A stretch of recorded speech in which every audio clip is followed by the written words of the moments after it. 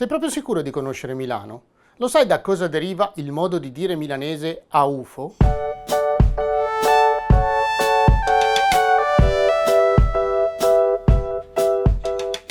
Spesso a Milano si sente dire a UFO per parlare di qualcosa fatto in maniera gratuita, magari di straforo.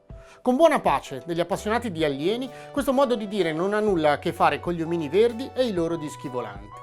La sua origine è invece legata alla conca del Naviglio, la chiusa che un tempo permetteva alle barche di passare dalla Darsena ai canali interni che attraversavano Milano. La conca del Naviglio fu costruita nella prima metà del 400 con l'intento di accelerare la costruzione del Duomo.